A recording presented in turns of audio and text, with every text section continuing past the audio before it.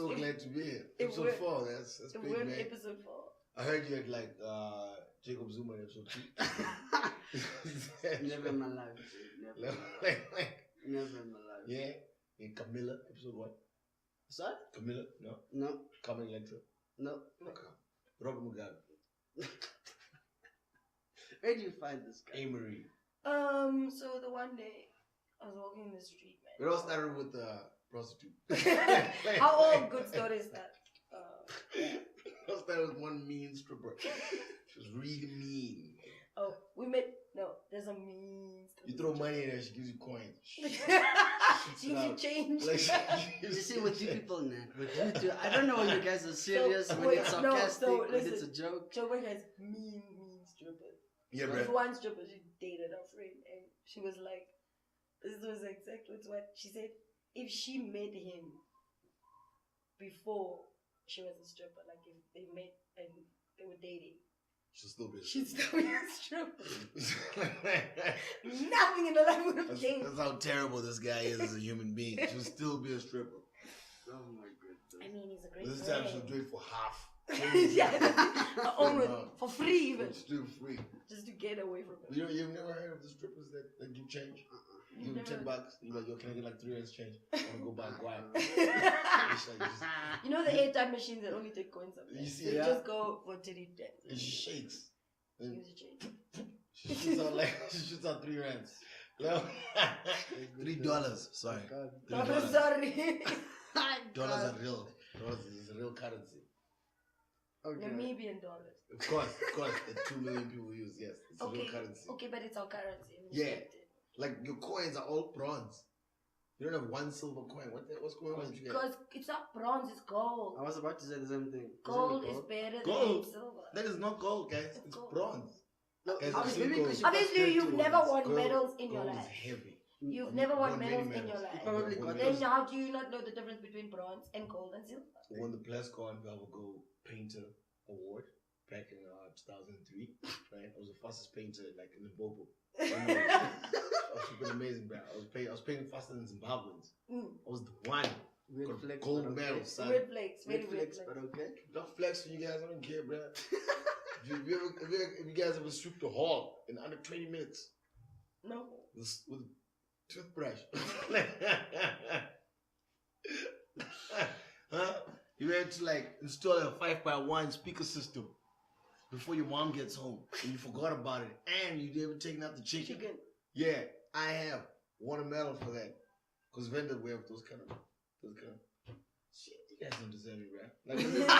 Like you guys out here having real sports. This is the kind of sports we have, right? That's where all sports are invented from like a necessity, such as curling. You know curling, Mm-hmm. right? With the big, like with the ice. Mm-hmm. Yeah, right. It was invented. How did basketball get invented in Venda? Basketball. What happened is back in the day, the slaves, right? The slaves like would pick up a rock. And there would be one slave with a basket. They were like, yo, man, it wastes too much time to walk to All the the way basket and to- put it in. So get- we'll just throw it and, you know what I mean? and one slave one day screamed, Kobe! Yeah. Or, you know, Toby. And the other one's like, my name's Kitakunde.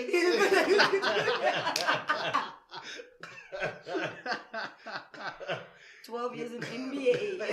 Yes, 12 years of NBA. Oh my You goodness. should check it out. It's pretty good, bro. Lupita Pele's Steph Curry. It was tough times, man. So what do you want to ask us? Yes, I don't know Naomi Campbell. Okay. Oh, I thought that's where you were going to start. I Okay. get that question a lot. I Is get it- that question a Do lot. you? Yes, I do. Is that the question you get a lot? That's the question I get a No lot. one ever goes like, hey, it's last caller. No. Never in your life I has remember anyone this. ever walked up and confused you with famous comedian Lazola Gola. No, I don't know who that is. The one from the Savannah ads who looks exactly like you, but he's more richer, more famous. People have never confused you for I don't know who that is. him. Never heard of him. Nah? What's that? Wow. Lazarus. What's his name? Okay. Let me ask a question. When did you start with comedy? When did I start? Yeah, when did you start? Damn, bruh. Very, very long time. Wow, very professional. Professionally, It's a podcast. It's episode 4. Like no rules. Like when you sign a contract, nothing. Like I feel like I can just have fun right now. Wait, right? I'll say 3 years ago, professionally, I started with comedy. Enjoyable, yeah. But like, I think all my life has just been like trying to tell jokes and all that jazz. Yeah. It's just been a So long journey. was it just one of those things that like, man, I'm good at it. Let me just do it. Yeah, Like, it was. profession. I hated my job, man. You hated your job. What job did you have? I was the pole cleaner in strip clubs. Sorry, what? Huh? I was a pole cleaner in strip clubs, but male strip clubs. No, for real. Yes, sometimes poles have. You see, this is one of those things where I said, I don't know. like When you guys are being serious, you ever or see a it's like stripper funny. get diarrhea? Not cool, man. My goodness. No, I had a proper job in advertising, and then yeah, bro, I just got sick and tired of it, and then I just went into comedy. Comedy was just the one, bro. So one of those things that were just good for you, right? Yeah. The thing is, I don't know, like I am good at it. You know what I mean? I am good at talking to people and like telling jokes. And it turns out on the mic, I'm not that bad as well. So like, Depends who like you that. ask. Joking is dope. It's really good. Now I've seen you guys on the Dan Nickel show. Eh? Yeah, I've seen yeah. you guys there, like when you come up with your short stuff and what have you. Very It's smart. quite interesting. You can use the names. It's cool. Don't worry. Our sponsor won't get mad. Oh, very smart sponsor. Yeah, Our we very can say smart that. sponsor. Very smart for products you didn't know you needed. Watch out for the new show. It's gonna be fire. It's gonna be fire. King tell That you thing guys. probably died. Once is it? Oh, okay. it only records for like 5 seconds. Nah, I don't know how much memory I have That's there. Points it. at Mike. Points at Mike. But you went for studies, Waylene, and like What? Yeah. Went. yeah, Let's you did law, use nah? that term Yeah, loosely. pick up law. Did law. Let's use that loosely. But She walked into class. And she walked out. Like before the class was done. That's it. All this hangover. No, I'm kidding. No, actually, She was terrible. I was very into it. It just became a reality towards the end that this is what I have to do with my life, and like being Namibian, you have to come back. Wait, what? You have Wait, to come you saying no? I'm not saying coming back. No one ever wants to come back here, bro. I'm talking like you said you were doing law, and then towards at the the end end, of law, not you at the end, realize you should do. towards the end. Yeah, not comedy. No, that's not how I found comedy. I just realized that towards the end that this is something I cannot do. That you can't do. You can't be a lawyer. I can't be a lawyer. how far how deep were you in? Quite deep, like about 3 years. It's because majority Isn't it of the like a things you 3-4 say, years? Yeah. majority of the things you say will get people incarcerated. Is that the reason why? Is that right? Good You luck. say I terrible think things. the terrible thing. You don't want to He be did stopped. it. You don't He want to did be it. stopped by the cops with this person. You don't. I'm telling you, you don't. Like, it's the West. Like, the cops get mad. They arrest you to try to save you from hand. I ask them, please take me.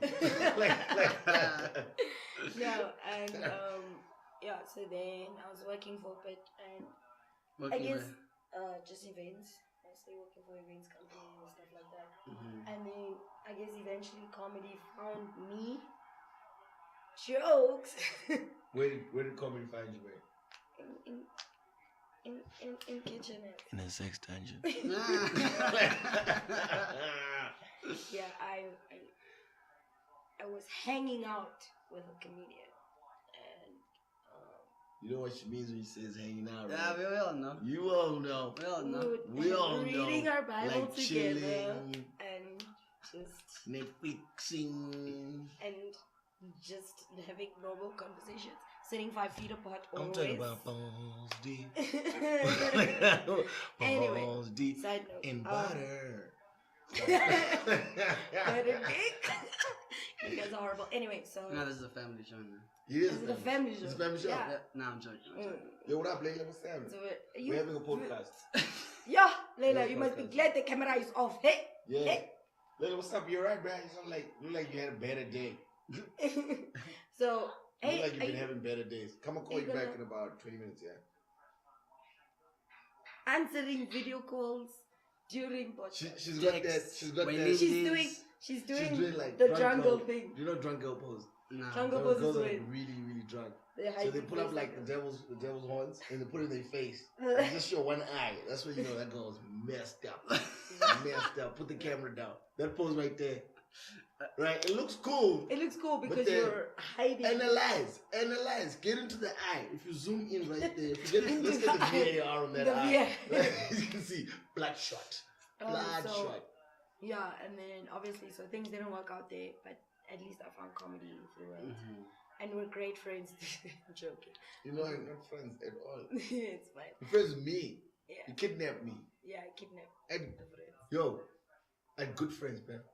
I had everything going for me, bro. My career was blessed. It was popping off. Every time people see this other guy, they'll be like, yo, you look like Bongani Dube. Right? And then Waylene came into my life. Everything just started going south. I lost all my friends. Lost my job. I became a gambler. I was handing out pamphlets on the streets. Yo, my life's been a mess, bro. Now I'm in Namibia. Come on.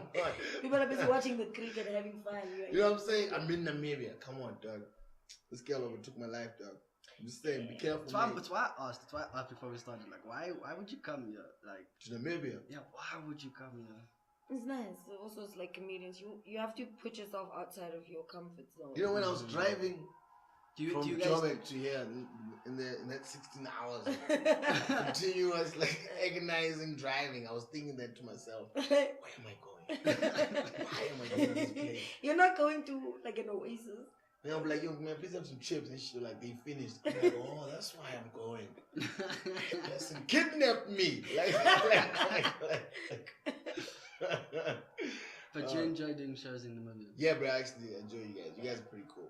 I think a lot of comedians actually enjoy doing comedy at different places. The more often the better. Yeah. Because like it's just also you become better.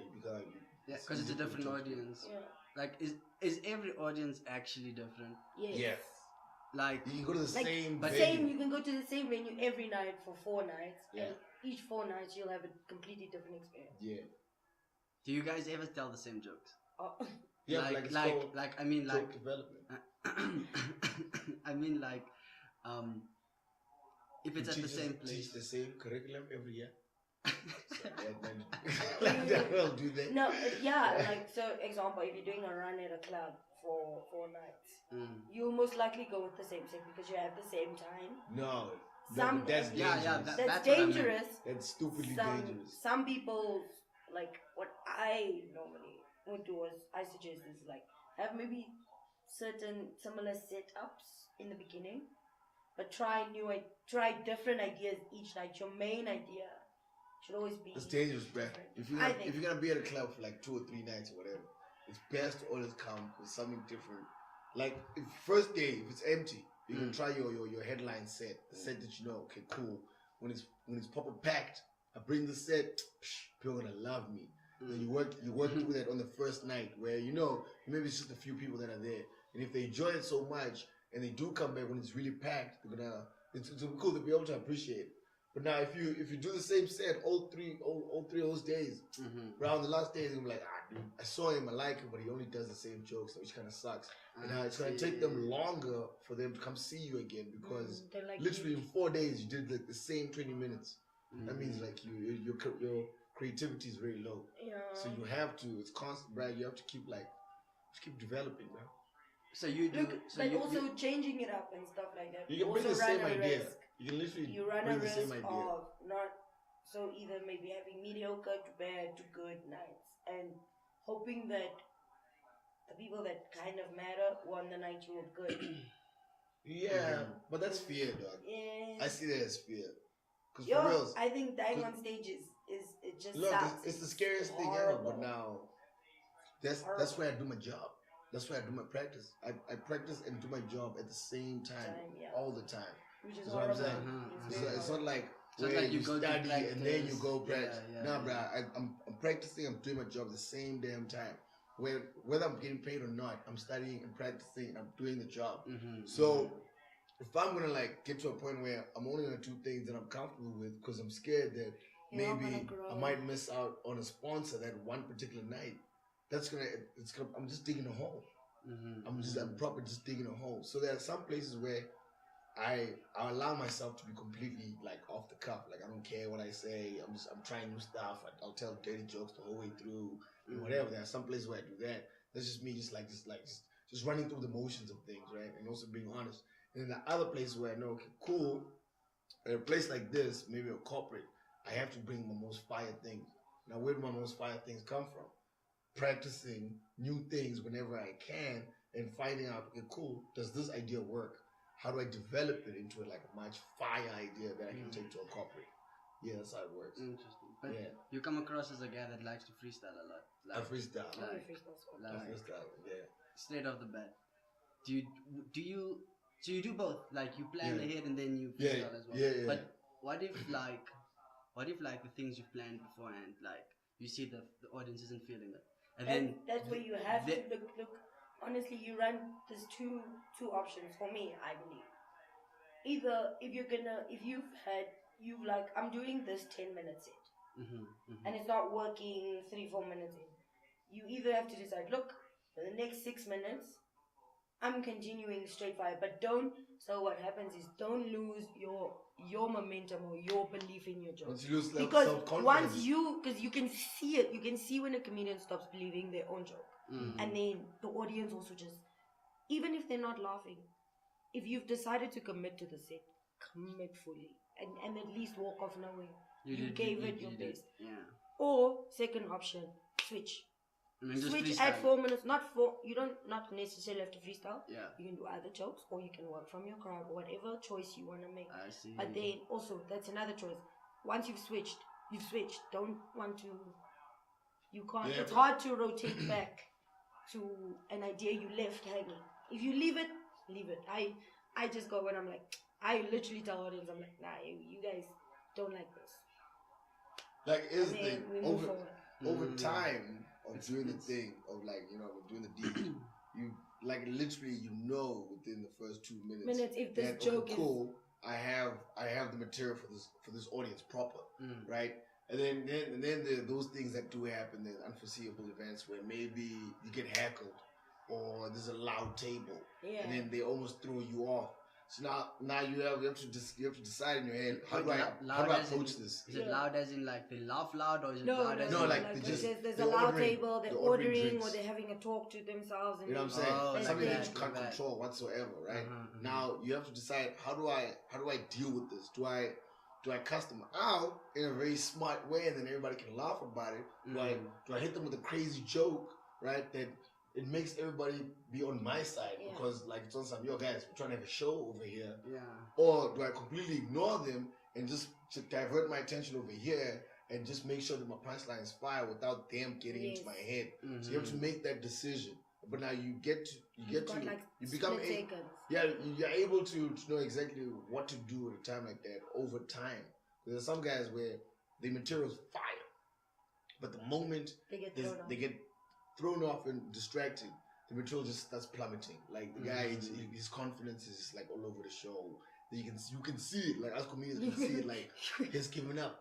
He has given up. He's just going. Because also I've seen you do the joke when it's fire. So I've seen it. I've seen this thing work. And what I'm seeing now is it's not even a flame. So my style, it becomes a train wreck. Yeah. So that kind of stuff happens when you well scripted. When you well scripted and something does happen in your head, you're like, oh no, now the timing has shifted. Are people still with the timing? Now I'm trying to get us to catch one another once again so that we can carry on. So with my style is it's based on idea, right? Like let's say I want to compare like GPS to like maps, like actual maps, like first, you know what I mean? So I'm like, cool. If I'm comparing these two things, how do I just keep saying funny things like like comparing the two, like just playing on the fact that maps is so awesome. Like without maps, our lives would be all over. We'll be lost. You know what I mean, and then with actual maps, what makes actual maps so frustrating is the fact that it's a book, and that like every page is different from the last page. And how am I gonna find myself through that? So play with that and then see where it develops into. So now with an idea like that, and I'm in a crowd, from the first moment I say it, if the premise catches, then I can mess with it.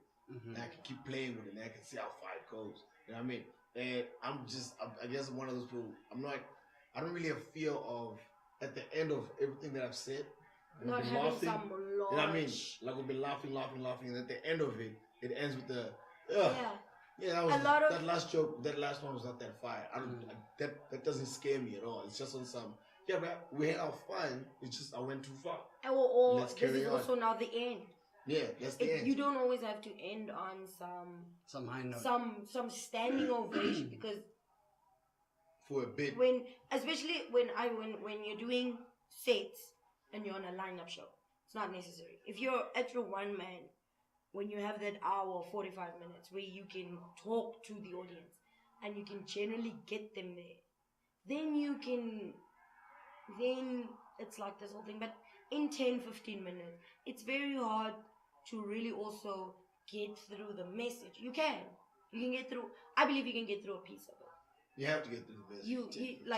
You can get through a piece of it, but 10-15 minutes versus 30 minutes. No, but like what you can do in 30, you can do in 15. You can put it in, but I'm saying, like in the beginning of the game, you start with 5. Yes. You know what I'm saying? So, and then you keep building. So you can't come with the thesis and we just want 5 minutes. No. You have to find a way to take that whole thesis and just into 5 minutes. But what I mean is, in a 15-10 minute set, there's pressure to be a god.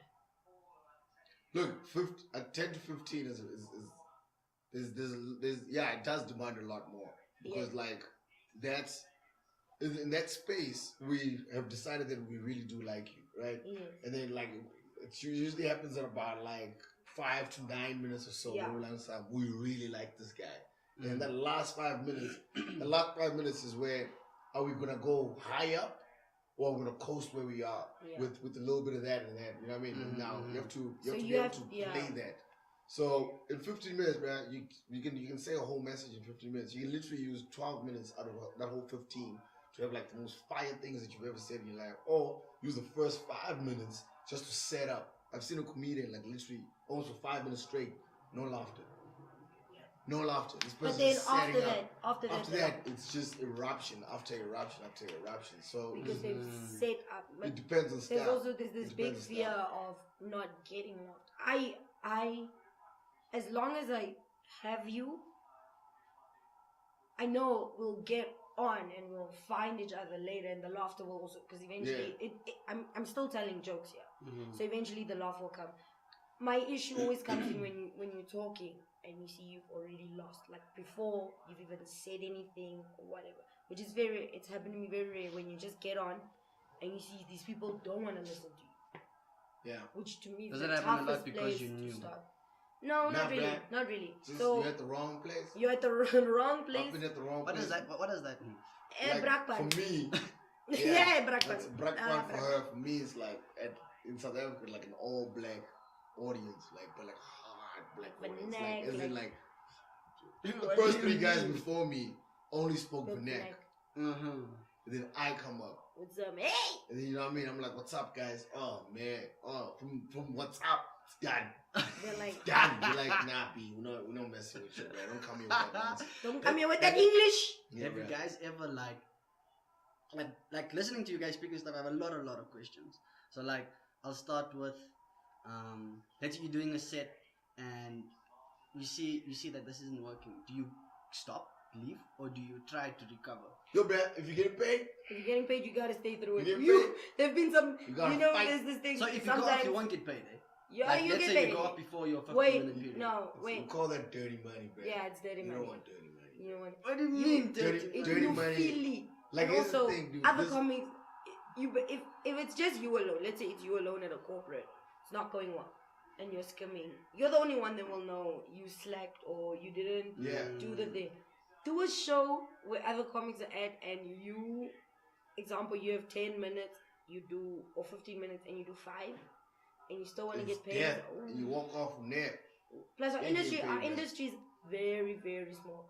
Word travels like But like, I'm trying to tell you about blood money, dirty money. Dirty money is bad. Dirty money is... It brings bad omens. So You'll die for the next month. Yes. You'll die. You'll have, like, the thing is, bruh, this thing is so weird. Like, we got our comedy gods. Yeah. You know what I mean? And our comedy gods, they vary with, like, almost every other comedian or whatever, and how they bless you. And one thing the comedy gods really want is that just be true. Tell yourself, did I prepare for today? Yes. If you didn't, and you prepare for die, today understand why you died. Accept. Don't lie. You know what I'm saying? Like, the last thing the comedy gods want is for me to come to you and lie to you and tell you, oh, I'm killing it in South Africa. Because what will happen is like, oh, for real? You know what? I want to have a big ass show and you're going to be the headline act. And then what's going to happen is I'm going to come through and everybody before me is going to kill. And everybody's having a good time. Then I walk on and I just... That's the karma of comedy. Like, it's so... Bad. It's bad. So now when you take blood money, dude, you got to spend that money now. You don't be spending that money for good things, bro. You got to spend it now. Get it out of the system and then cool, try again. Because, like, you don't want money like that, bro. I've got some friends that got blood money. First thing they did, like, yo, let's go to the strip club. Let's just blow this money out. Like, get it out of our system. And after that, you just start coming back into it. Like, I mean, yeah. Because, yo, bro. There's also no so you guys genuinely feel bad. Yeah. Because you remember, you understand what we do when you get on stage.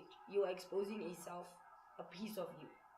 And if that's not going well, and someone is paying you for doing, so it's essentially like, example, if I think I got a good analogy. Yeah, it's literally, it's like picking up women. It's literally just like that. It's like picking up what? It's like picking up women. Oh, right. Yeah. First of all, I don't know that girl at all. She doesn't know me. Now I gotta walk up to her and talk to her. Right? So those feelings that I have before I even get there of like, what am I gonna say? What am I gonna do? Oh my God, what. And then eventually you get there and then you let your confidence ride through. You say hi. She says hi. Oh, cool. Now we've got hi. We want that hi tip. Maybe names come out. Now how do I go from we just had a normal conversation to this is gonna be a successful pickup? I want you to go home with me. Right? And then she denies you. Now maybe she denies you like abruptly. I said no. What? That's what I'm saying. Now you see that feeling from one person. Imagine like 40 people. 40 people give you that. I said no in pure silence. I can understand that. Bro, you want to cry, bro. You want to cry. And now after that, someone puts money in your hand for going through that. It's gonna mess you up. Damn, it's gonna mess you serious. Up when you compare it to a success. You go on and then you know what I mean. You end up getting laid and someone's like silent. You deserve everything. Yeah. So now you won them. You got laid, and then someone still goes, here's some money as well. You're like, what? I want to do this again. I love getting laid. Then you come back too much confidence, and then she's like, current. She laughs, but she's like, nah. No, I'm gonna give you the orgasm. Well, then you get money. That money, you'll take the money, but it's you know what I mean. As long as they laughed, you're like, okay, I got laughs. I don't make it a snacks night. So what are the hands signals? We're closing. We're rolling. Yeah, we're rolling over here. That's Papa B, guys. Yeah, my dad's here. Yeah, the greatest Papa B in the game right now, son. If you guys never studied in the garage, then you're not educated. You're not educated. My dad's gangster. He's wearing a shirt that says cash is king. Yeah, man. So yeah, dog. So that's comedy for you, man. It's unexplainable, weird as nothingness of. I feel like that comparison, that analogy you guys used was quite spot on. Because it is like, even I felt it. I was like, I wouldn't want to get money for something like that. Yeah. Because a lot of people go like, but guys, you still got paid. No, like, you don't, and like. I must be successful. Yeah, I'm not. The money doesn't make me that happy. There's very, very few comics that are in this solely for money. Very few. They wake up like, oh, I'm only doing stand-up comedy for the money. I don't care about the jokes. I don't care about this. There's very few. That's very few, man. But is it sustainable? Do you guys think comedy? Yeah. But that's exactly so. Sustained a whole year, and I've had like three people in my house almost every day, and I'm buying groceries. So sustainability is right there, dog. Look, the thing is also, this is what I believe. If you understand your comedy cards and you understand what you're doing, you won't, I don't think you'll necessarily, if you're working hard and you're good, it also comes from being good and working the industry and understanding what you're doing. There's no reason for you to stop. Yeah. I believe there's no reason for you to really stop. That's true. Trust timing on certain things. So the thing is, one thing that I took from last year is, as much as you're getting good and as much as things are happening for you, this isn't something I want to do for the next 5 years. I want to do this for the rest of my life. It's not it's a marathon, not a sprint. So there's no rushing for certain things. So as long as I'm making ends meet, I'm making me, and I'm working towards things that make me happy, I'm like, could be worse. That's my thing. I'm like, there's nothing really to, in that sense, I don't want to complain. Because also, like, you don't want to get to a space where you got like, fast fame. You've got all the money in the world, but then you suck. You suck on stage because you've lacked human connection. You've lacked hanging out with people.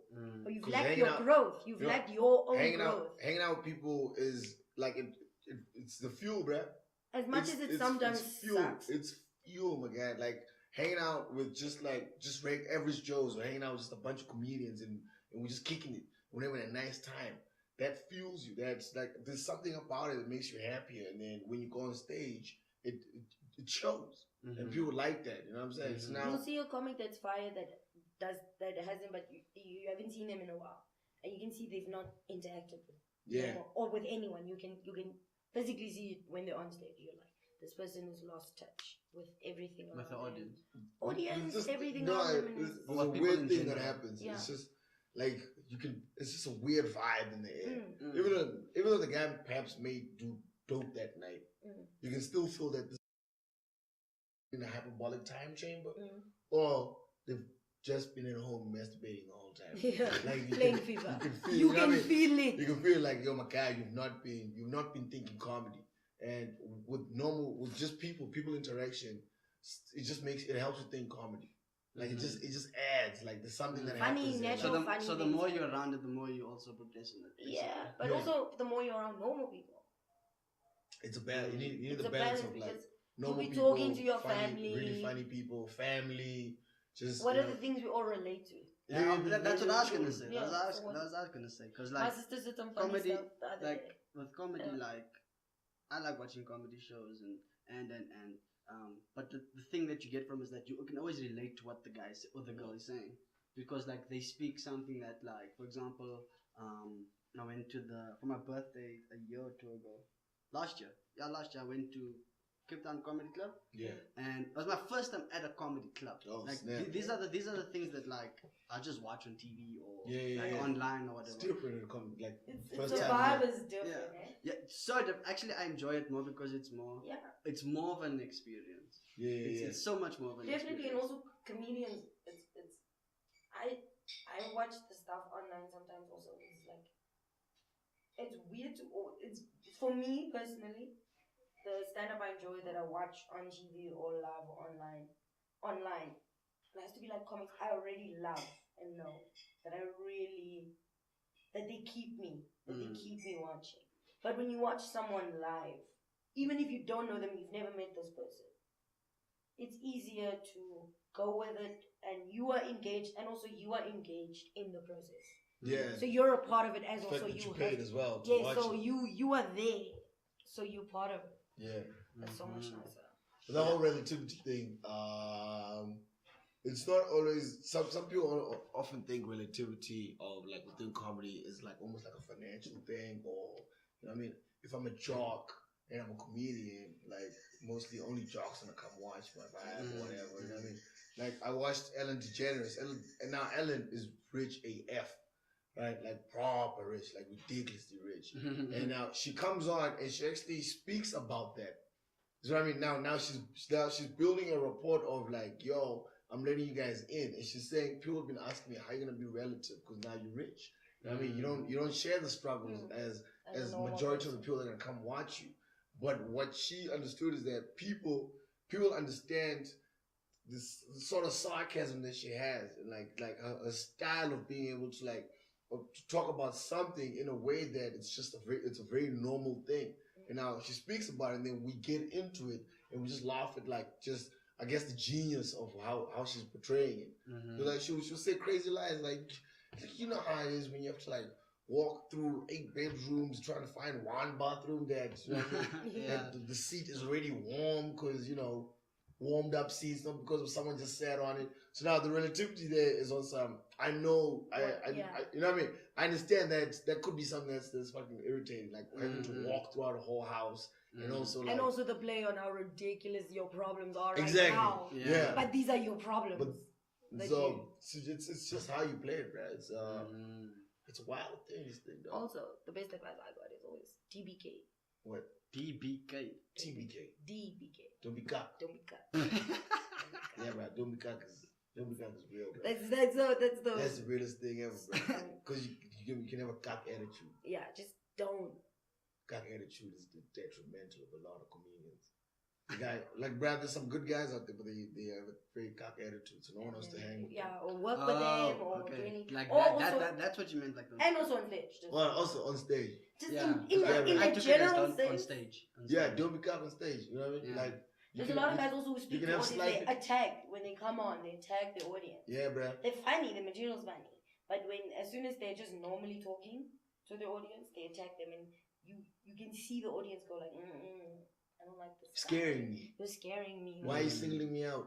You decided to do this job. Yes. No, I've had so many. Sometimes when we do a show and you're asking an audience they start filling up from the second or third row. We're like, no, come sit in front. Their biggest fear is, I want to sit in front because I want to be picked on.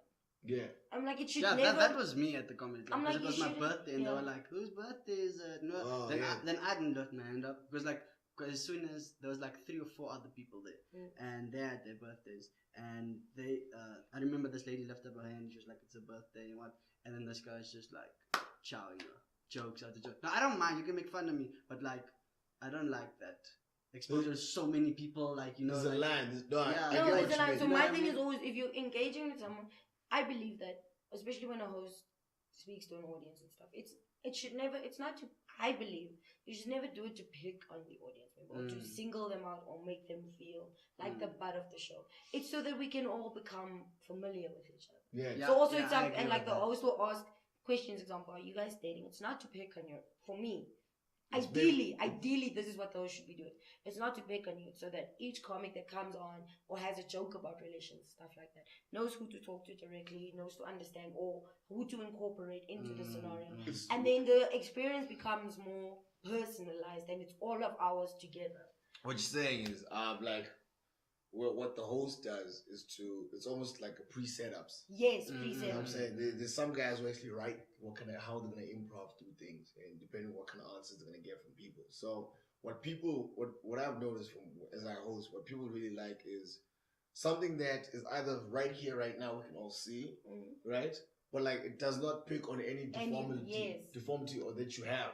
If you have like a crippled leg, the last thing I should do is just talk about your crippled leg and talk about it for too long. That becomes tasteless. And then everyone else that comes on after you is also talking about your crippled leg. Yeah, bro. So it's like what we really try to do is just have little setups, little hot pockets of like, okay, cool, or this guy or Damien is like this, right? And it's always nice to like make fun of someone who's actually seen as a very like handsome, if not beautiful person, because for the people that are not that beautiful, they can like, oh, cool, you can talk to somebody who's got like the confidence of the world, and that person can laugh at themselves. But like there's also that one little line where don't cross it. Like it's an imaginary line. No one knows where it is. So it's basically what you're saying is that like there should be a line between like comedy and bullying, basically. Yes, yeah, you don't want to bully. Definitely. You don't want to bully. You never want to bully. Ever. Like, if I speak to you and you say something stupid, we laugh at it, right? So now, what you guys want to see is either me move on to something else completely, you know what I mean, after we've just laughed at you, or creatively use what I just created with you, either within your group or within the whole group. You know what I'm saying? That's what they want to see. And that's when they're like, oh, dope. He's creative. He's not a bully. and you know what I mean. Like he sets all these little things up that are happening in here, and he uses them to have us going on. Because I mean, like there were these old women in the crowd once. The one old woman was on this side. I could see she was old AF, right?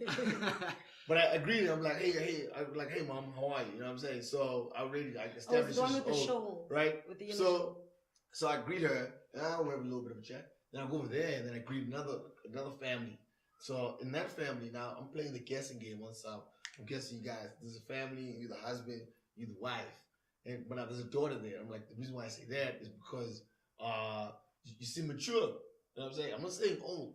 I'm still implying old. You seem old. You seem mature because of the shawl. Now I just realized that she's wearing shawl. She's wearing shawl. And then now it's like, okay, what's up with this shawl thing? I'm like, older women, mature women are the ones that get like, you know, their shoulders get cold. That's why they wear shawls. Look at these young girls. All of their shoulders out. None of them care. So I brought these two people in, right? Yeah. Where we could have gone wrong at any moment. And then now I've made it a whole thing on some. Cool. Now we all see the difference between the two groups. Mm-hmm. Yet none of these two groups were singled out and made the butt of the whole joke. I see what you mean. You know what I mean? Like, it's crazy, man. They say there's a science to it. Yeah, There isn't. Just say funny things, man. Don't be a bully. Yeah, I think you have to be witty, and you have to be like quick with what you say with your tongue. You know, you have to be. No, but you gotta read that people, also, bro. but also that is actually also very unusual for people. There's people who are better when they slow it down, and then they relish in the silence, and then they win you with the slower response. I see. And the thing, when Dylan just stands there, But that's, you know what I mean? So and then what he does is he builds anticipation to his wittiness. Yes. I see. So he's not. So it's not always crap. He's like. But like it's like, oh fuck, what is he gonna say next? I get it. And it's so ridiculous, bro. Like some of his jokes are it's just a play on words. Yes, and it's just like him standing there for a while. It's not that amazing. What is what is the one intro that but the fact that he's built anticipation. And now he's made everybody expect every third word, if not fourth word, is a punchline of some sort. Mm-hmm. And he has built that thing. That's when now we get into some kind of rhythm and he just keeps playing with it. And that's his rhythm for the rest of it. Yeah. Where he's like, what is it? It's like, I've been sad lately. I call it sadness. Because I can't afford depression. And he's like, you know what I mean? Like, what the hell? Like, yeah, depression is not like something that you need medical aid for. Like, that's the joke. But now you watch him do it. You watch him do it. And you can see it in his eyes, like, and he's just standing there. But also at the same time, you look at his shoes, like, bruh, you could afford, like, you know, medical aid, like, a long time ago. You have very nice shoes. But you don't think about that because he's built it. He's built whatever he's saying with you. So. Yeah. So rhythm. So, like, yeah, there's a bunch of things, man. Knowing your own like premise, rhythm. There's, like, you know, have some sort of punchline. And also, I can't take his jokes. His jokes are fire, but I can't take them and go say them. Yeah. I mean, I could. What? I'm not going to because I'm a good friend. Yeah. And good friends don't steal jokes. You don't have the energy for it, man. Okay, cool. You don't have the energy. So there's a lot. It seems like there's I can take the sleep gag. You don't have the energy for it. Yep. But see, here's the thing. Now you're imitating. You know what I'm saying? Like, but now if you were the way, okay, let's say perhaps like the way the joke is. You know what I'm saying? Like the whole, I can't afford sad. I'm sad. I call it sadness because I can't afford it. Yes, and the way we even said it, it's imitating it on Dylan's way. There's no way I could. The joke is good itself. But now for you to say it, you might have to bring in like a different type of energy to it. You know what I'm saying? Like you might have to put it in a different place within your comedy.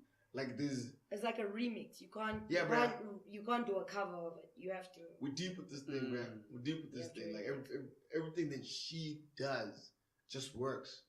For her. Like it works for her. And now not necessarily for you. And also like so even like let's say example if we're sitting if we're sitting with like a group if I'm sitting with the guys, something you'll say that can add on as much as it's funny and he thought of it, but it adds on to my joke.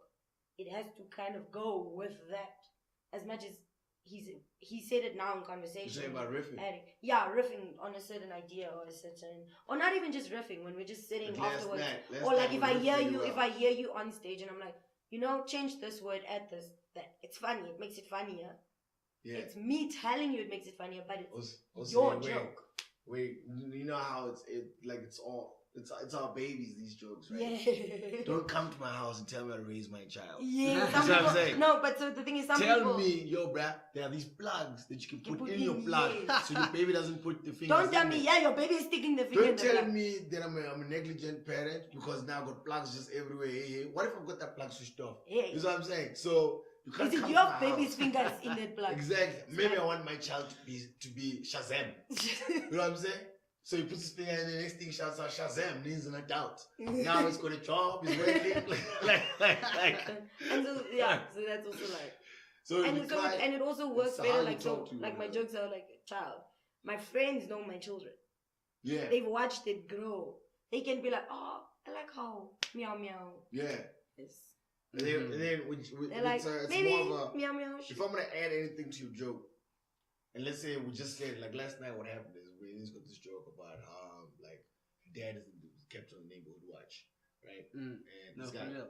yeah, for real. No.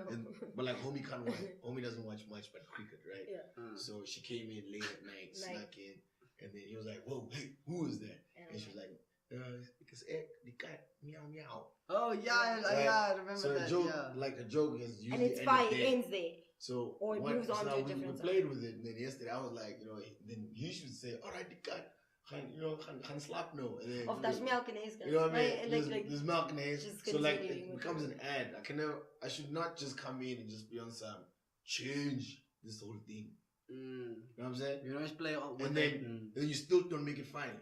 You know what I'm saying? Like if I'm gonna come to your house and then try to help you with something, I must bring a solution that makes you laugh already. Yeah. Mustn't just be something that I'm just thinking, this would be dope. Because now some people are very sensitive, right? Yeah.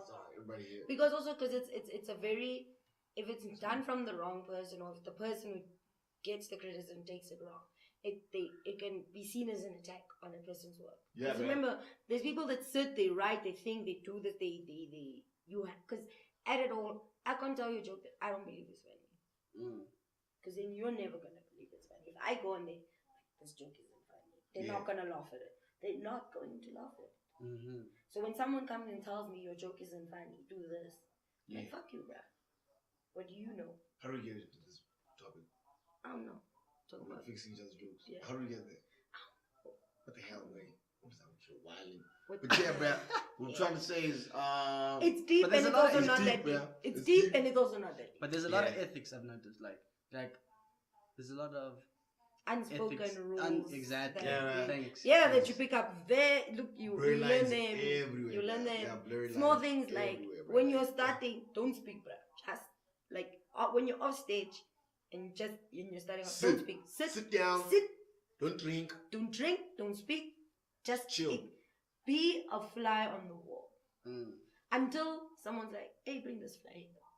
Because now, if you speak, and you say something stupid, then you're that damn guy that wants us to chill with. Very quickly. So you guys are quite critical. Like, and you do say something smart and it's funny, but all right, we'll slowly allow you in. Or depending on what level you came in. And also, like, you can say something smart and funny, and they'll go like, you think you're the man now. And then, oh, okay. Jeez, you've been bullied, yeah?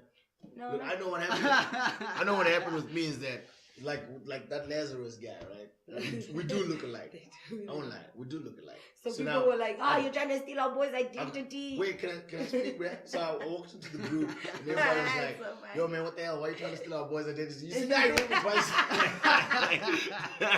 No, for real, like, their reservations were like, who the hell is this guy? Yeah. How did he just walk in and he looks like a boy? But it is genetic. But then also at the same time, he's got like another kind of energy, right? So I came in loud. And I've stuck to that loud. And they've seen that I'm not just loud while we're chilling. I'm loud on stage as well. You know what I'm saying? It's not me. I'm not when I'm over here I'm switched on, but when I'm over there I'm switched on. Yeah, you were the same person throughout. So like at first, it was very difficult for a lot of people to see through that because they were like, what the hell, this guy is just and shit. And sometimes I'll say some things, even though they're funny, a certain person would think like, no, you insulted me and that hurts my feelings, bruh. We're comedians, man. Why do we always have to be on? And at the same time, it's like, dude, but we're comedians. If you can't laugh at yourself, how you gonna go tease other people and expect them to laugh at themselves? Is what I'm saying. So after a while, eventually people allowed me in. It took a while to let her in. She was. Do you think it was? Because of this thing. What? I'll come on and say, bro. You know what this thing is? Dope.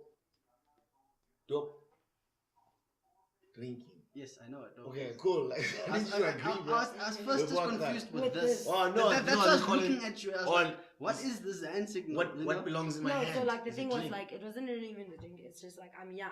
It was a drink, bro. Because do you think you also? I watched you, and I have been through some weird conversation once. Jesus, girl can get me a little irritating or whatever. But yeah, but she means well. Right? Like yeah, it's just sometimes we just don't want to be at the club when she's there because she's gonna be. Because one, you are very inquisitive. You are going to be out there asking a lot of questions. And then it takes a second drink, and then all of a sudden, you're asking questions while almost on top of the person. Right? And some people, personal space reasons. You know what I'm saying? That's where the irritating came in. They don't sound, what the fuck? Why do you have to be on top of me? And also, you came in and were asking a lot of comedy about your jokes. You're asking a lot of advice. Yeah, which is not something. It was weird. Like some people are like, dude, what the hell, dude? Like, I don't know you. Yeah. Okay? Which is part of those unspoken. So mentorship in like no, there's comedy, no there's no such thing. That's what I'm saying. So those are unspoken rules that you don't know when you start out. That no one cares about what you're doing when you're starting out. And it's like the last thing I want is try to fix your jokes. Yeah, you need to figure you're alone in the beginning of it. You're alone a bit. And then but you are lucky enough to have friends. Get a group of friends, bro. That's what it is. Get a group of friends. You start learning and getting to know people and then finding your friends. You don't start with friends. You don't. Yeah. I don't like you said, I learned my lessons the hard way. Went alone, did my thing, found my friends, found people that I gel with. And then you start working on you. I only started getting advice like a month, maybe even less ago, where comics come up to you afterwards and they're like, I like besides that aren't your friends, other like older well-established comics that will come to you and be like, I like this joke, do this, do more of this, talk more on that, you should do this. Only after they've been seeing you do this for like 8 months or the one joke. Because is it because you have to establish yourself and not also even that, also like, just like I don't know. We're fragile, man. Comedians are fragile, dude. We're like little birds, man. You know what I'm saying? We're like squirrels. You don't just chase down a squirrel and try to give it nuts. No, bro. It's gonna scurry away. It's gonna freak it out. So you slowly come chill on a bench. Let the squirrels walk around. So that's how comedians are. Is it now on a deeper level? Is it true that like comedians hide behind comedy? Meaning they, like you as a person, you hide behind comedy because you don't really want to you don't really want to expose your true self. Meaning like you know that thing of when people like hide behind comedy. When I've been but my thing is when I've been in a conversation, like even with that shit aside, like going through the industry, off stage, interacting with comedy, I don't believe that because you kind of do get all your insecurities and everything. Like the fact that everything we can talk about now.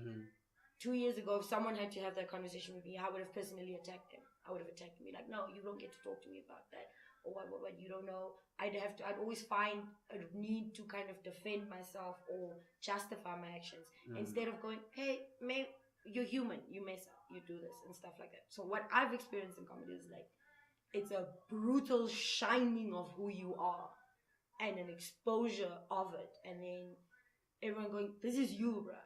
Like, either learn to accept you or love you, or no one else does. Or you can try, like, there's people who do hide behind the mask, their insecurities through the comedy. But what the people I know personally, hang out with and stuff, you see more of the true person shine through. When people talk about their insecurities or they talk about, this is what I'm going through. A lot of the comics I like and enjoy and watch talk about the things they've gone through, are going through, their fears, their doubts on life. Is most of your stuff also based on truth? Yeah, like so even the stuff I put online is like, you know, the fluff stuff that sometimes it's gonna get you. Sometimes, look, and it also depends on different nights, different shows. Yeah. Sometimes you feel you wanna talk about something, and it might not even. Sometimes I've done this before where you go on what was it at Barber Black Sheep the other night? It was fire. I was going fire, but I was going through some things, and I was like, at some point, I told the audience, this next is just how I'm feeling. Yeah. And it was going fire, and then it had moments where it was up and down because it wasn't jokes. It was just, I'm feeling this type of way. This is happening to me right now, and I don't know how to deal with this. I know how to deal with this. I'm just, you're all over the place. What is do you sometimes like? Sorry that I'm like. Yeah. No. What I want to know is that, do you sometimes feel that like comedy? I can sense that sometimes comedy is like a release for you guys, like playing how you guys speak and everything. But do you think sometimes comedy could be like a double-edged sword? Look, here's the thing. This thing makes me very happy. You know what I'm saying?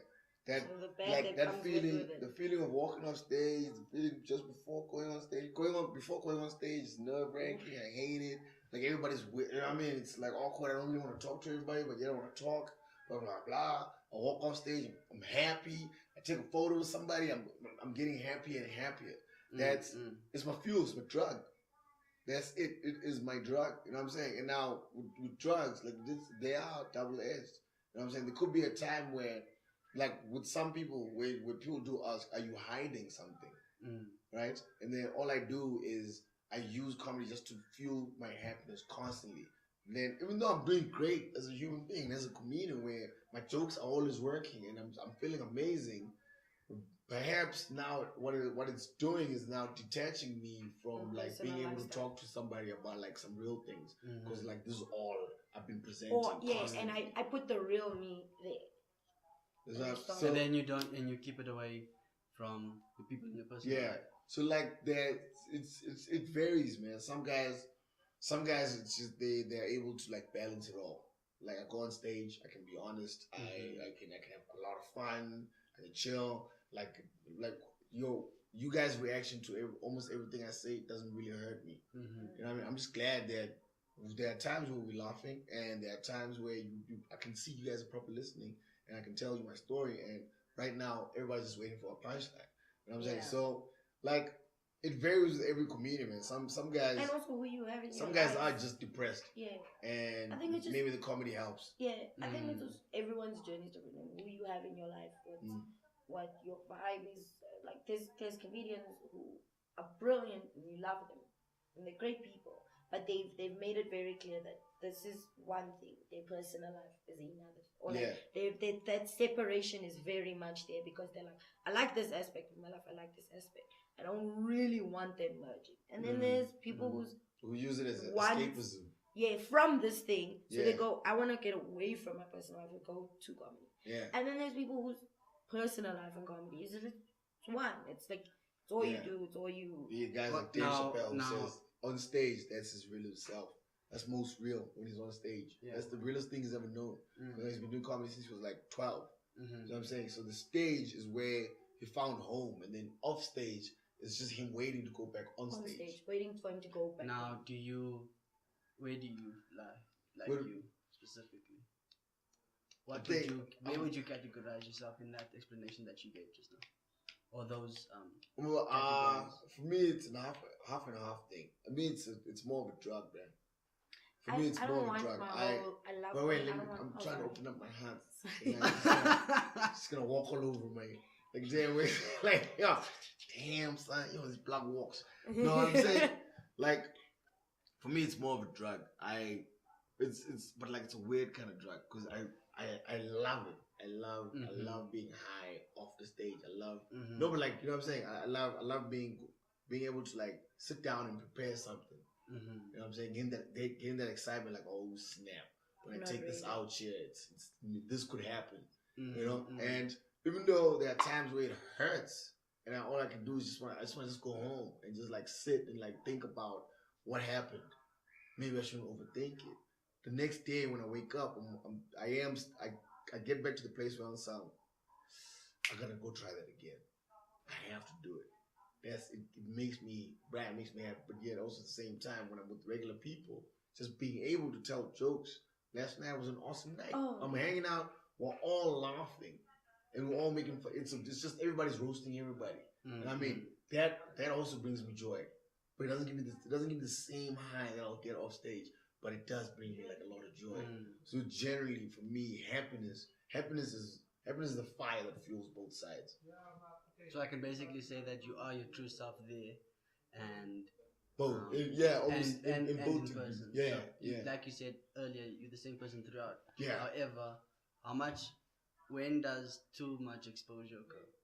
Like, is there too much exposure of my life? Like, because you said, because like you, Waylene, said that like you don't want to have too much exposure of your personal life on stage. But when is too much exposure? No, I've learned, bro. You can't really talk about if you're not talking about a problem, bro. Talk about make it funny, bro. You know what I'm saying? Always make it funny. People can make pick me up, disbelieve it. Yeah, people can pick up when this is something that is bothering you, and you need to sort this off stage. Yeah. This is not the place thing. It's like what happened in the beginning of this podcast when you did ask us, like, you were asking us some deep questions, but you kept giving you weird answers, like, no, it all started in a titty bar, and wow. And for a second, you don't know if you could believe it or not believe it. That's what I'm saying. So, if I just told you, no, I quit my job. Yeah, I did comedy. That's less interesting. Yeah. When I tell you, no, my boss was white, was racist. I never gave anybody land. I don't think he even had land. Wow. Then, you know what I mean? Now I'm adding more embellishment, but like it's still based on the truth. Yes. Yeah, right. So if I'm going to tell you the truth, I have to embellish it in such a way that it's still funny. Like I want you guys to still laugh at it. And because the end goal is to get laughed. You know what I mean? And you disbelieve it. Like you understand? I don't know if he was really telling the truth, but it was funny. Yeah. I believed him the whole time. And now I messed you up because like I laughed. How did I believe this guy and everything that he said, but yet I laughed? Because that's why in the beginning I was like, I don't know if these people are being like, properly genuine, or if this is just like, it's time to ask Wade. Or is just this the thing of like, are they telling the truth or not? You know? That's why, then I just laugh because like I don't know. Exactly. And it's fine. That's the game, baby. So wait, what is this thing to you? I don't know. It's I think because I'm still relatively new. I know I love like year and a half. Year and a half. Just a bit over a year and a half. Yeah. So it's still relatively new. But I know I love being on stage. And the people that I do value and do love and do have in my life, I genuinely do. From comedy, like I genuinely, they are a big role of it. I know that, like that. I do know there's this thing. It's like, you know, if you're eating a sandwich and you put sweet chili sauce on something. Disgusting, but okay. Yeah, you don't like sweet chili sauce. Sweet chili sauce. Because I think of the Wellington's bottle, but whatever. Yeah, that's what I don't know. You don't like it.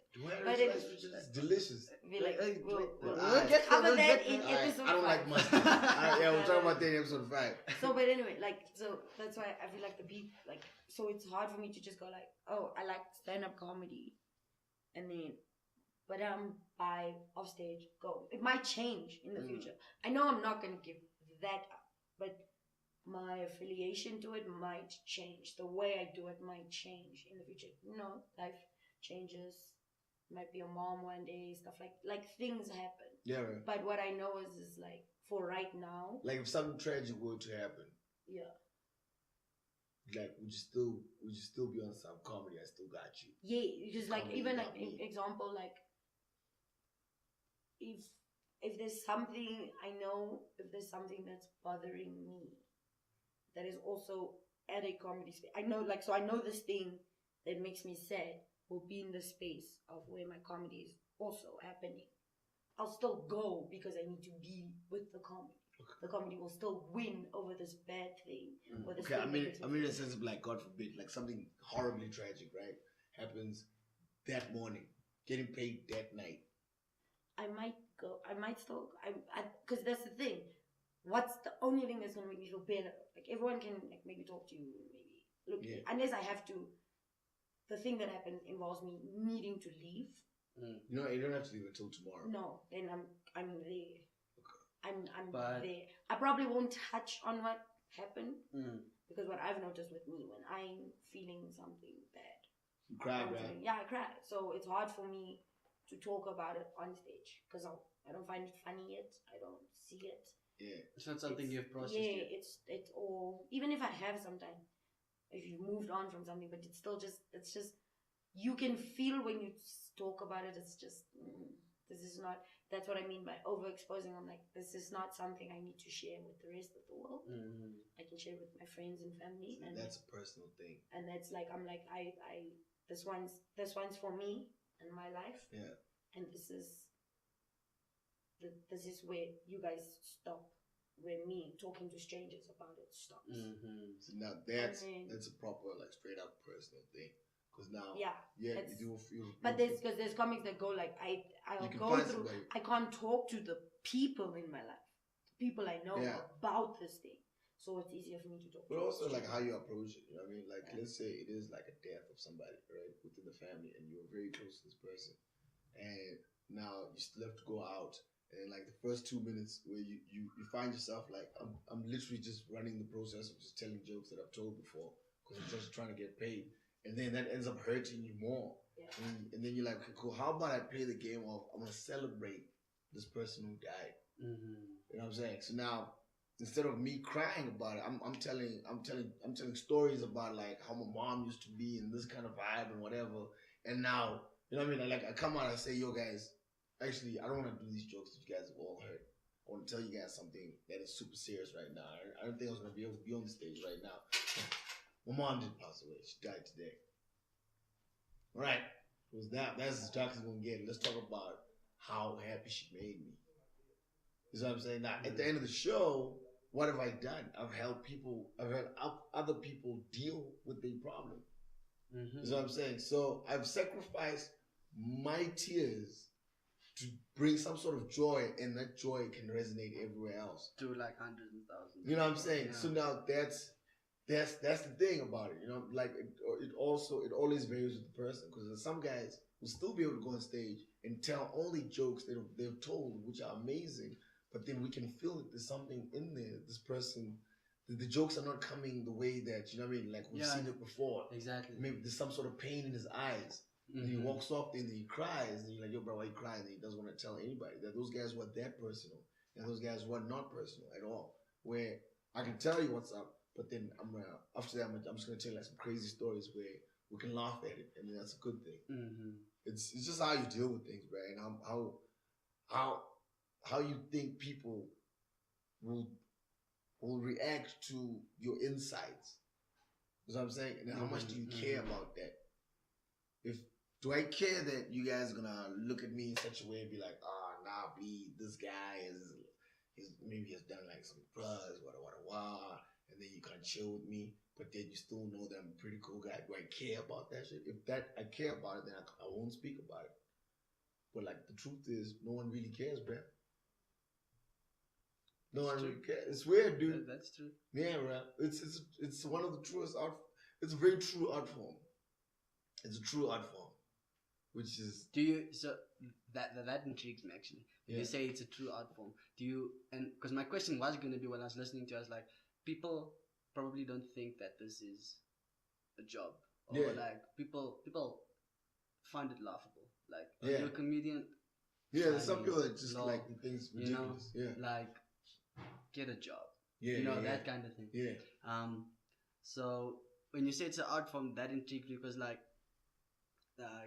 you don't know me, eh? So this is the first time we meet actually. For sure. So I don't know how much Waylene has told you about me, like, but my art form is mixed martial arts. She tell me about your green eyes. And tell me about that hair you got going on. Thank you. Yeah. Thank you. But like for me, my art form is mixed martial arts. Okay. Like I've been doing it. February would be 5-6 years now. Oh man, I've been doing it. So and that's something close to me. So I can relate to when you say that's your art form, that's your release, that's your go-to thing. Because my go-to thing is kicking and punching, strangling people. Like, for sure. You know, in the most purest way, you know, without making it sound creepy. You know. Yeah, cool. So I can really shit out of me.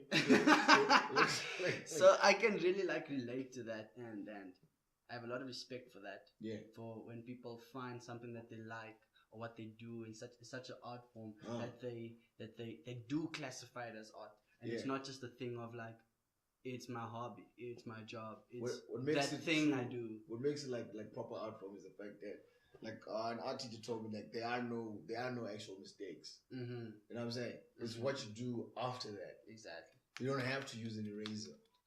Like actually using an eraser takes away from the art itself. Yeah, and it takes away from That's what I'm saying. It's now your story basically. You know what I'm saying? So now when you're fighting, there is no rewind. Let me try that punch again. It's literally you threw the punch, you missed, and the guy hit you. Right? From your perspective, it hurts as hell. From his perspective, he's glad he hit you.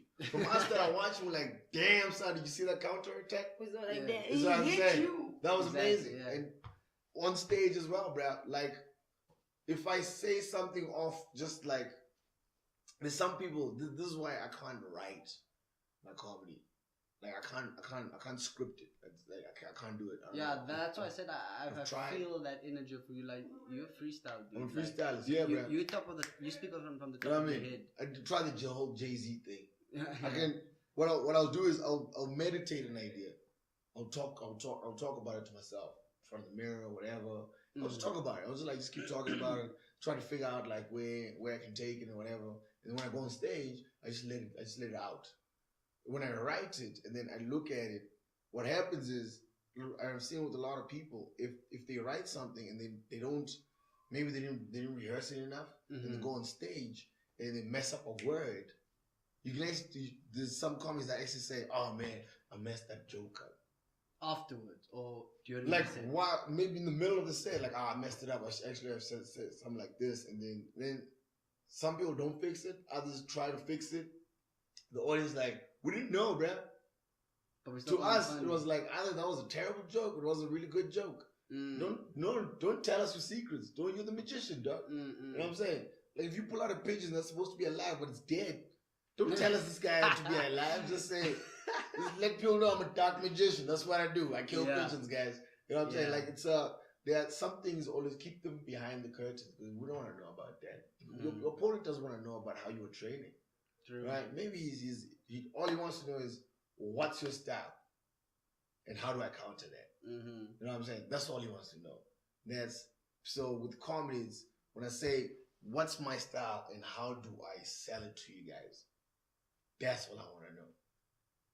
And some guys will ask, what's the audience like? Are they old, whatever? Dude, either look at them, walk in there, and then look at them before you start talking. Something's going to happen, like something's going to cook up, and then when you start talking, you'll see that, okay, cool, maybe when I say something offensive in this direction about old women, and it's only old women, it's not going to work. Maybe I should say in that direction. That's also going to make me say it in such a way that it's not attacking, and I can still say exactly what I wanted to say. That's behind the curtains, man. Yeah, so yeah, bro, thanks for appreciating that comedy is a true art form.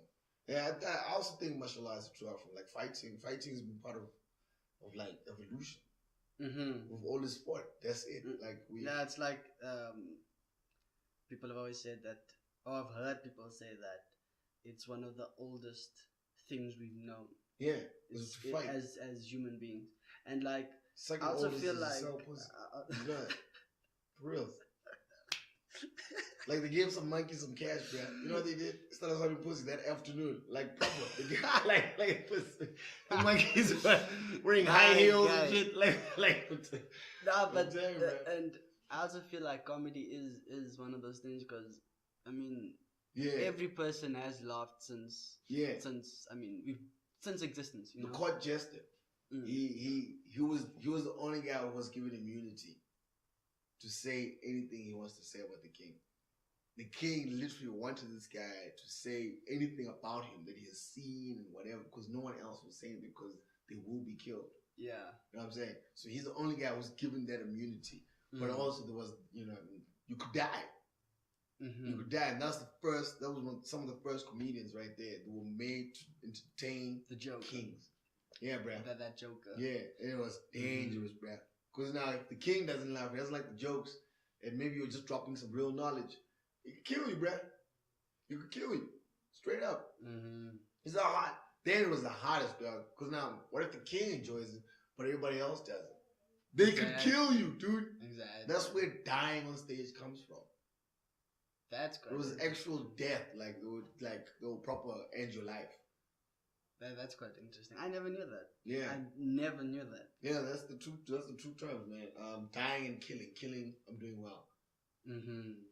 Dying, I'm bombing on my ass. But bombing is like, it's just new words that just started coming out. You know, tanking, bombing, you know. But like the truth, like the first word was dying on stage. Yeah, bro.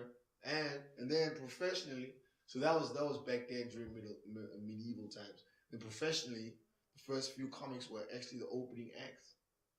It was the guy who come on, right? Or people are still walking in, the curtains are completely closed, and then he's just trying to get everybody to sit down and whatever, and he's letting them calm down. So it was the guy who would tell jokes was the guy who get paid and get booked. That's when everybody saw that and they're like, cool, I'm gonna try to be that guy who's actually the funny guy. One guy's like, fuck it, I'm gonna open the curtains, I'm gonna be the show. And boom, guys like Richard Pryor came about. Yeah, this is a little brief history of like comedy. Yeah. And right now, you're really into your stuff, eh? You really like your stuff. Yeah, bro. I really do. This is my jam, dog. Dude, it has paid me really well. You know what I'm saying? Like it has put me in a space where. Wait, sorry, you've been doing this for how long again? 3 years. For 3 years professionally. And then it was like maybe 3 years before that, I did like I think like almost if you put it all together like very small things, bro. It was like rehearsals here and there. You start rapping in like about 15 minutes. Yeah. Got a short 8. What time is it now? It's 7:30. Up 7. Okay, cool. So you'll also be we'll then end it quickly. That was fine, bro. That was Thanks you guys for doing this. For sure, bro. Thanks for having us. And good luck on your show tonight. Are you coming? Unfortunately, I can't. Why? What you gonna do? Because I had plans prior, and then I only saw it today. Oh. That you guys had a show, and I was like, no worries, because like just as we've been trying to do this podcast for like a few months now. Yeah. Oh yeah. It's been difficult also been watching the stuff because when she's in Cape Town, and I'm like, okay, cool, I'll be there, and then I'm like, sorry, I can't. I have like an exam. Oh no, I can't. You know this, or she's be like, oh sorry, like I'm leaving to Joburg or etc. Off the record, this guy paid us for this podcast. like we did not. We did not do this for fun.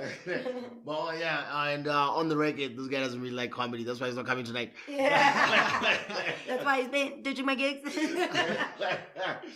No, for sure, man. It was nice meeting you, bro. Likewise, man. Thanks for doing it. You don't. It's not every day where like a total stranger would want to do something for somebody else. You get what I mean? But thank you.